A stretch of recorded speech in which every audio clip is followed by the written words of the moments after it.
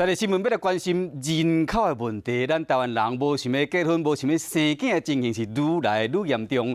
教育部就宣布，这育儿补助会阁提悬，这个育儿的津贴为每个月补助2500块到明年8月份会提悬一倍，每个月呢补助5000块，这算起来袂歹。同时呢，幼稚园的这学费嘛变较俗，公立幼稚园为每个月2500到明年8月份，就只要1000块尔。有家长听了讲，津贴会加码，真欢喜，讲会愿意生来精神报国。也毋过嘛有较少年的家长讲，补贴这几千块根本就无啥物帮助。因为饲囡仔所费伤过上重，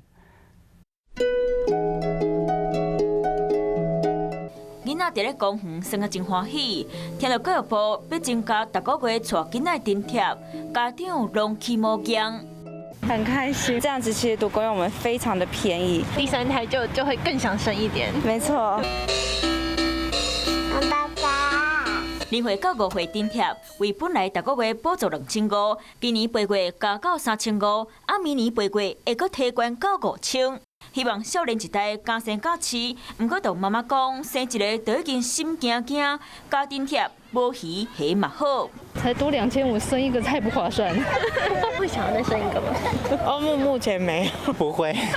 再来看囡仔学费的减免，生第一胎公立幼稚园家长为逐个月纳2500，明年8月降到1000。生第二胎、第3胎唔免学费，非营利幼稚园为3500降到2000，总公共幼稚园为4500降到3000，私立幼稚园5岁到6岁囡仔买当比退津贴补助，提供平价优质的这样的服务，减轻家长的负担。